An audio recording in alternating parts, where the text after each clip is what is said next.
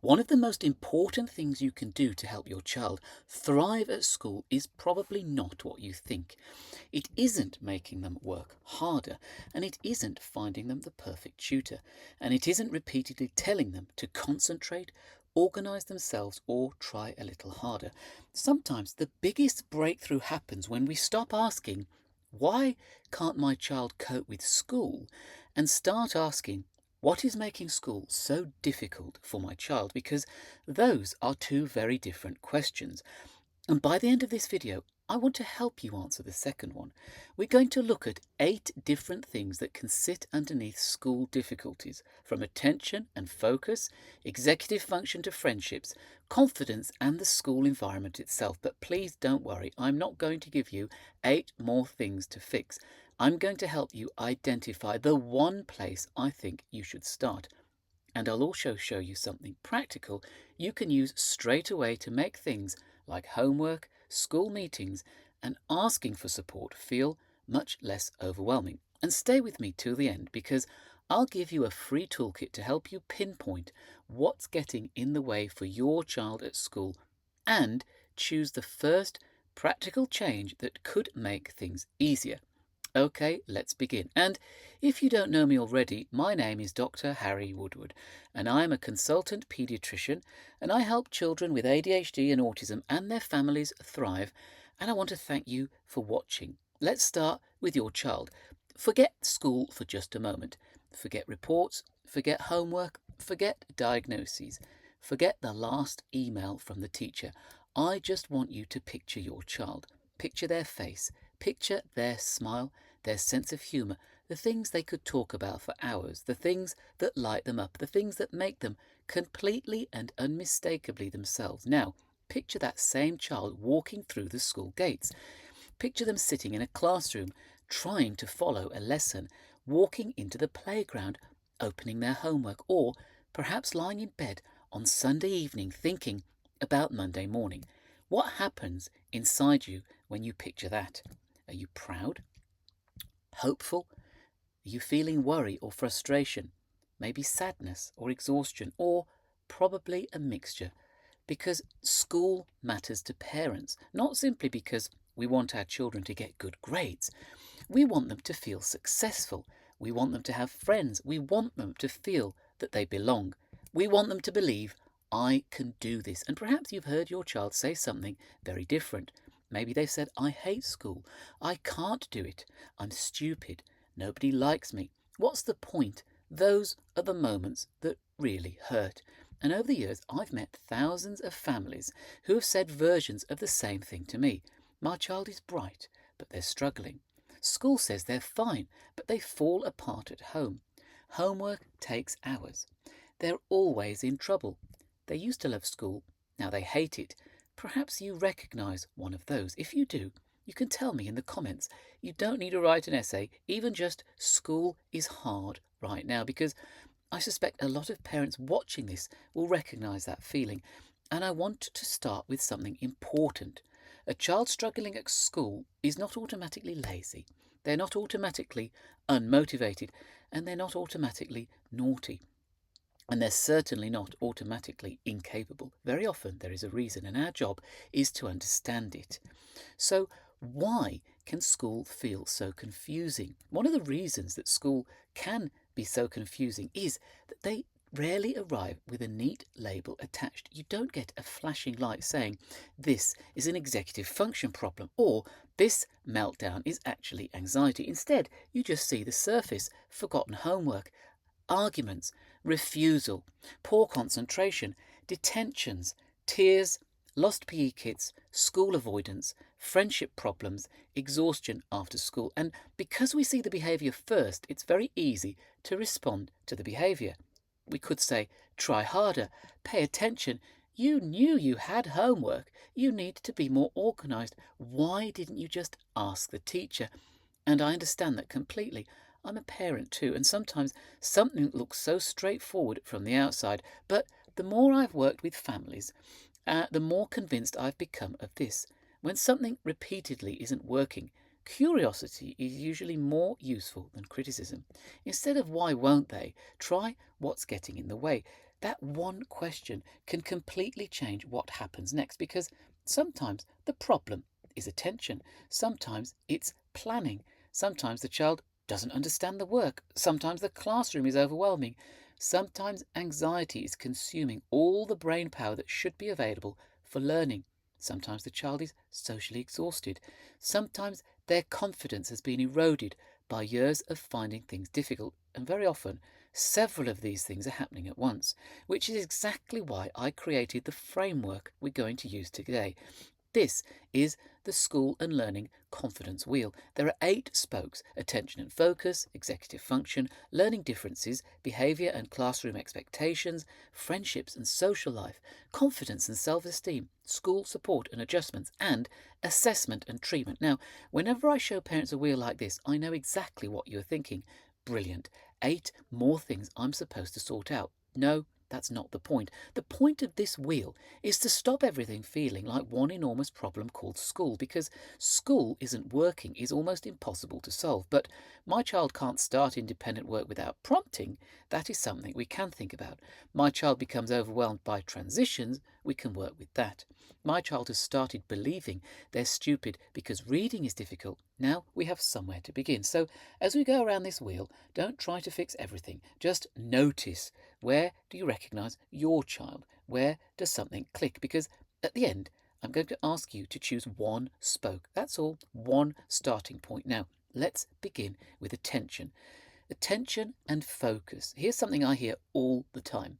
If they can concentrate on Minecraft for 3 hours, why can't they concentrate for 20 minutes on their homework? Now, it's a fair question, but it rests on a misunderstanding about attention. Attention is not simply something you either have or don't have. We regulate attention, and that regulation is affected by things like interest, novelty, reward, difficulty, fatigue, anxiety, environment, and motivation. This is particularly important in ADHD. I often tell families that ADHD isn't simply an inability to pay attention, it's a difficulty regulating attention. So a child may find 5 minutes of repetitive written work excruciating, but become completely absorbed in something fascinating for hours. Those two things are not contradictory. They're part of the same picture. I remember a young person who could build extraordinarily complicated worlds on Minecraft. They could plan, they could problem solve, and they could persist when something went wrong. And there was a lot of information that they had to remember, and yet written homework felt almost impossible. The parents understandably thought, you clearly can concentrate, and they were right. But the more useful question was, under what conditions can this child's brain concentrate? That changes everything, because then we can experiment. Can we shorten the task? Can we remove distractions? Can we introduce movement? Can we make the goal clearer? Can we build in immediate feedback? Can we work when the child is less exhausted? And anxiety matters too. Imagine your brain as having a limited number of tabs open. If several tabs are occupied with, what if I get this wrong? Are people looking at me? What's happening at lunchtime? Is the teacher going to ask me? There simply isn't as much processing capacity available for the lesson. So if a child isn't concentrating, don't immediately assume they don't care. Sometimes they are working much harder than anybody else can see. Just because something looks easy from the outside does not mean it feels easy from the inside. And attention leads directly into the next problem, because even when a child can focus, they may still struggle to turn intentions into action. That is executive function. So, if there's one concept I wish every parent and every teacher understood, executive function will be very high on the list, because executive function is behind so many things that adults interpret as lazy, careless, disorganized, forgetful, or unmotivated. Executive functions are the mental skills that allow us to start something, plan it, remember what we're supposed to be doing, keep track of time, ignore distractions, move between tasks, organise materials, and finish what we started. I sometimes describe it as the brain's management team. You may have extremely talented employees, but if the management system is chaotic, things get missed. Think about the child who is bright. They understand the lesson. They know homework is due. They genuinely intend to do it, and yet somehow the sheet is at school. The deadline was yesterday. They've lost their pencil case. They spent 45 minutes deciding where to start, and now everybody is arguing. That child may know perfectly well what to do. The difficulty is consistently turning knowing into doing. And that's important because adults often say, "But you've done this before." Yes, they may have. Capability and consistent performance are not the same thing. So, what helps? Externalize the things their brain is struggling to hold internally. Checklists, visual routines, timers, one instruction at a time, a specific place for equipment, breaking big tasks into smaller ones, and prompts to get started. Think scaffolding. A builder doesn't look at scaffolding and say, "This building is becoming dependent." The scaffold is there while it is needed, and gradually, as the structure becomes stronger, you remove it. Children can be the same. Support today can become independence tomorrow. And if you're listening to this thinking, "This is my child," you can put executive function in the comments. I think a lot of parents suddenly understand years of frustration when they first encounter this idea. But sometimes organisation isn't the main problem at all. Sometimes the child is trying extremely hard and learning itself is genuinely more difficult. So the next slide is learning differences. One of the most damaging ideas a child can absorb at school is, "If I'm struggling, I must not be clever." But that simply isn't true. Intelligence and academic performance are not the same thing. A child can be extremely bright and still have dyslexia. A child can be articulate and still have developmental language difficulties. A child can understand complex ideas but struggle to get them onto paper. A child can have a wonderful knowledge and terrible working memory. A child can be exceptionally creative while processing written information more slowly. I once met a young person who described themselves simply as stupid, yet in conversation they were funny, they were curious, they were insightful, and they were creative, and they had extraordinary knowledge about subjects that they cared about. The problem was that reading and writing had been difficult for years, and gradually, "Reading is difficult for me" had become "I'm stupid." Those are very different statements, but children can easily confuse the two, which is why identifying learning differences matter. Not because we want another label, but because the right explanation can protect a child's identity. There is a huge difference between "I'm bad at everything" and "reading is more difficult for my brain, so I need different strategies." And please remember strengths. School naturally measures certain abilities very frequently: reading, writing, memory, sitting still, working quickly, passing exams. But human ability is much bigger than the things that fit neatly onto a school report. Creativity, humour, empathy, leadership, practical skill, original thought, persistence, curiosity, spatial reasoning, music, sport, the list goes on. A child's difficulty deserves support, but it should never be allowed to become their entire identity. Different does not mean less, and unfortunately, when children repeatedly struggle, it sometimes gets expressed through behaviour, which brings us to our next spoke. Let's talk about the child who calls out, gets out of their chair, argues, refuses work, distracts other children, shuts down, gets detention, or seems to spend half their school day being corrected. Of course, classrooms need expectations. Teachers are managing a room full of children. Boundaries matter. Behaviour matters. But here's the part I don't want us to miss. Behaviour contains information. A child repeatedly leaving their seat might be seeking movement. A child refusing work might be protecting themselves from another experience of failure. A child arguing may be overwhelmed. A child becoming silly may not understand the task. A child who explodes after apparently coping all day may have spent 8 hours using every ounce of self-control they possess. I remember a child who was constantly in trouble for leaving their seat. From the outside, it looked straightforward. There is a rule. The child understands the rule. The child repeatedly breaks the rule. Therefore, the child doesn't care about the rule. Except the child had ADHD. Remaining physically still for long periods required enormous effort. When school introduced more movement, shorter chunks of work, and a little flexibility around seating, behaviour improved. The child had not suddenly become more obedient. The environment had become easier for their brain to manage. And that distinction is crucial, because if we only ask, how do we stop this behaviour, we may miss the better question: what would help this child succeed? That doesn't mean no consequences, doesn't mean no boundaries, and it certainly doesn't mean children never have responsibility for their behaviour. It means we use boundaries alongside understanding, because punishment can suppress a behaviour temporarily. Understanding gives us a chance to change what is driving it. And school isn't only about lessons and behaviour. For many children, the hardest part of the entire day is the social world around them. So if your child struggles with friendships, I suspect you know just how painful this can be to watch. Maybe they desperately want friends and can't seem to make them. Maybe friendships repeatedly end in conflict. Maybe they are left out.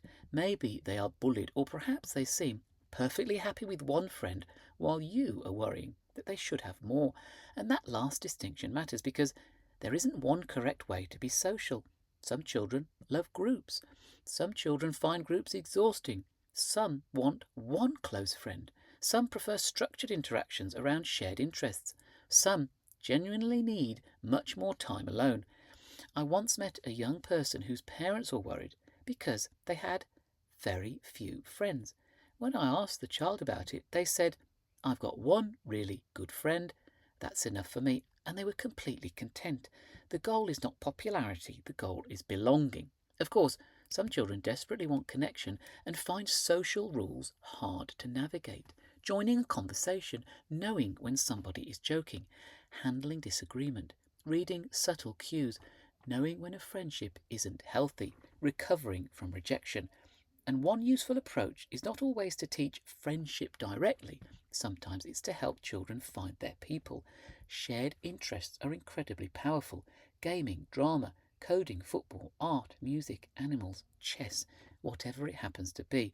When children are doing something they genuinely enjoy, friendship can emerge around the activity rather than feeling like another performance they have to get right.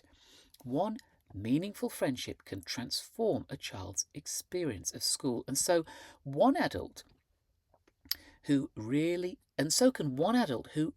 sees them, because all of these experiences feed into something perhaps even more important: what the child begins to believe about themselves. This is the part I worry about most when school has become difficult for a long time. Not the missed homework, not even the grades. It's the story the child starts telling themselves. I can't do anything right. I'm always in trouble. Everybody else is cleverer than me. I'm the naughty kid. I'm stupid. I once asked a young person to tell me about themselves. The very first thing they said was, "I'm the naughty kid." Think about that. Not, "I sometimes get into trouble," but "that's who I am." Children can become the stories that they're repeatedly told about them, so we need to make sure they hear a fuller story. Yes, this is difficult for you, and you are incredibly persistent. Yes, organisation is hard, and look how creative you are. Yes, reading takes more effort, and your understanding of people is extraordinary. This doesn't mean empty praise. Children can spot empty praise from a mile away. Confidence grows through evidence. Real experiences of, I did something hard, I got better, somebody noticed my effort, I contributed, I belong. And that is why I love specific praise. Instead of simply "well done," try, "I noticed you kept going when that got difficult. I noticed you asked for help instead of giving up. I noticed how kind you were to that child. I noticed how much effort you put into that." Those statements tell the child something about themselves. Persistent, brave, kind, capable, and success needs to be defined individually. For one child, success is an A grade. For another, it is getting through the school gates after weeks of anxiety. For another, it is answering one question in class. For another, it is making it through lunchtime without becoming overwhelmed. Progress, not perfection, because confidence grows through repeated success and repeated experiences of manageable success. And sometimes creating those experiences requires us to change something around the child, not the child themselves. Which brings us to school support and adjustments. This is where the conversation becomes very practical, because if a child and an environment are mismatched, we have two options. We can repeatedly demand that the child somehow become different, or we can ask whether the environment can change too. And this is what adjustments are about, not making school easy, not removing all challenge, and not giving one child an unfair advantage. They're about giving a child meaningful access to learning. A child with attention difficulties might benefit from movement breaks or reduced distraction. A child who is anxious may need more predictability around transitions. A child with executive function difficulties may need written instructions rather than 5 verbal instructions delivered at once. A child who becomes overwhelmed by noise may need somewhere quieter at certain points of the day. Small adjustments can create big changes. And I think one of the best questions a parent can take into a school meeting is, what is currently getting in the way of my child being successful? Notice how different that is from, what are you going to do about my child? It creates a problem-solving conversation. What is the barrier? What could we change? How will we know whether it has helped? And if school meetings have been difficult for your family, this is one of the reasons I've included a school meeting planner in the free starter pack I'll show you at the end, because it is incredibly easy to walk into a meeting with 17 concerns in your head, get overwhelmed, and leave thinking, I forgot the one thing I really wanted to ask. Preparation helps, and so does remembering that most teachers genuinely want children to succeed. There may be disagreement, there may be difficult conversations. Sometimes parents absolutely do need to advocate firmly, but wherever possible, keep returning to the shared goal: what will help this child learn and thrive? And there is one misconception I particularly want to tackle. Support does not have to wait for diagnosis. A child's needs exists whether or not somebody has yet put a name to it, which leads us to the final spoke: assessment and treatment. Maybe you're watching all of this thinking, this sounds like my child, but we still don't know why. That uncertainty is difficult, especially when you have a sense of something that is going on but can't quite explain it yet. Assessment can help, but I want to be very clear about what assessment is for. It isn't a hunt for what is wrong with a child. It is a process of understanding. How does this child learn? What do they find difficult? What are their strengths? How do they communicate? What is happening emotionally? What might explain the pattern we're seeing? What support might help? Sometimes that process identifies ADHD, sometimes autism, dyslexia, language difficulties, anxiety, learning difficulties, or something else entirely, and sometimes several things overlap at the same time. For many families, a diagnosis can be profoundly validating. Parents say, finally it makes sense. Children sometimes realise, I'm not lazy, my brain actually finds this harder. That can be incredibly powerful. But diagnosis is not magic. A diagnosis does not automatically change a classroom. It does not teach executive function skills. It does not repair confidence overnight. It gives us information, and information can guide support. Treatment will therefore look different for different children. Some need school adjustments. Some benefit from specific educational interventions. Some need psychological support. Some children with ADHD benefit from medication. Some need several approaches working together. There is no universal recipe because there is no universal child, and that's really the message of the entire confidence wheel.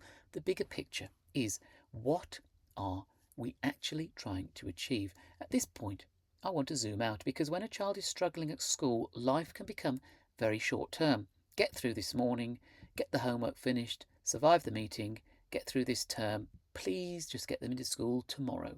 I understand that, but I want us to remember what we're actually building. We're not simply trying to produce a child who gets through school without causing difficulty.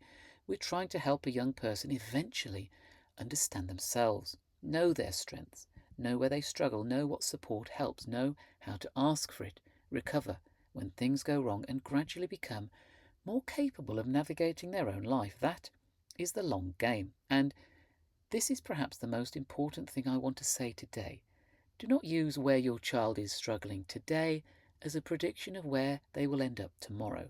Children develop, brains develop, skills develop, confidence develops, environments change. The right teacher can change things. The right explanation can change things. The right support can change things. Being understood can change things. I've met children who once thought they were stupid, who later discovered extraordinary strengths. Children who hated school, who found a subject that lit them up. Children who struggled enormously with friendships, who eventually found their people. Children who required huge amounts of support and gradually became increasingly independent. Progress is rarely neat. It doesn't travel in a straight line. There will be setbacks. There will be hard terms. There may be days when you wonder whether anything is changing, but today's difficulty is not tomorrow's destiny. And please don't become so focused on preparing your child for their future that you miss the child they are today. Their childhood is happening now. Notice what they're good at now. Enjoy their humour now. Celebrate the tiny victories now. Let them know that their worth is not determined by a school report, because ultimately success is bigger than grades. We are trying to raise young people who can eventually say, I know myself, I know what helps me, I know what I'm good at, and when something is difficult, I know how to ask for support. That is success. So let's come back to the school and learning confidence wheel. 8 spokes, but I promised at the beginning that I wasn't going to give you 8 things to fix. So here's what I'd like you to do.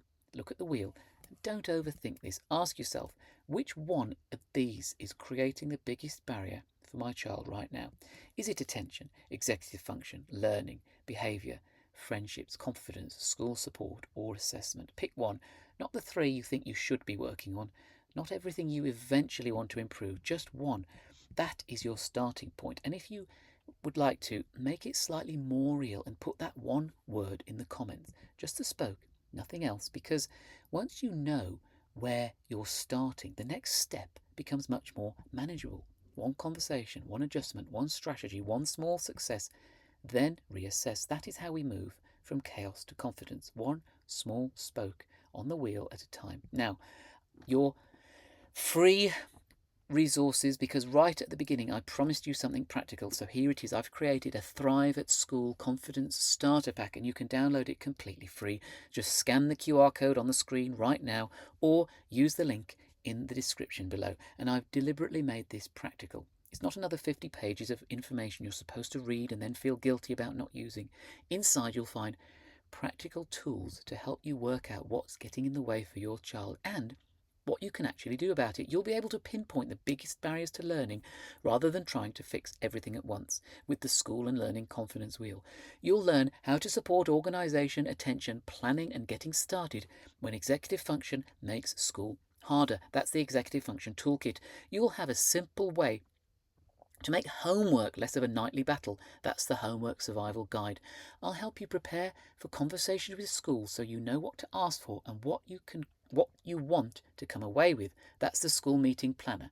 You'll be able to identify and communicate your child's strengths, not just the things they're struggling with. With the Strengths Profile, you'll have a practical checklist of classroom adjustments that could make school easier and more accessible. That's the Classroom Adjustments Checklist. And finally, you'll have a simple plan for protecting and rebuilding your child's confidence when school has become difficult. I've brought all of that together in the Thrive at School Confidence Starter Pack, and you can get the whole thing completely free. You don't need to use all of them. Choose the resource that matches the spoke you've just identified. Start there.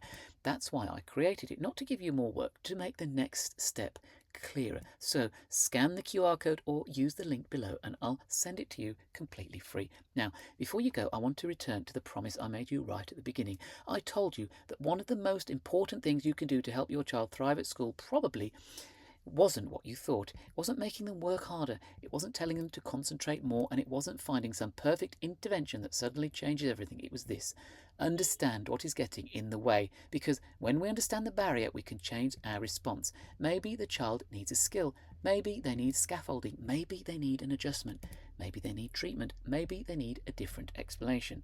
Maybe they simply need an adult to recognise how hard they're already trying. School difficulties often reflect a mismatch between the child and the environment, and a mismatch is not a verdict on the child. It is something we can work with. So please remember, your child's difficulties are not their identity. Different does not mean less. Behaviour contains information. Adjustments do not lower expectations, they improve access. Support should be based on need, Confidence grows through success, and today's difficulties are not tomorrow's destiny. Every child deserves to experience moments when they think, I can do this.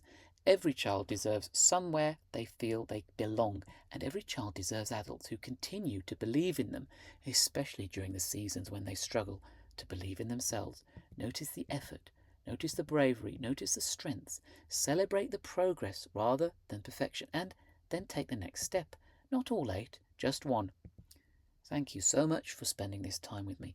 If this has helped you, subscribe to the channel because there's much more practical support here for families navigating ADHD, autism and neurodevelopmental differences. And if a parent came into your mind while you were watching this, please send them the video. They may need to hear that their child isn't failing. They may simply need to understand what is getting in the way.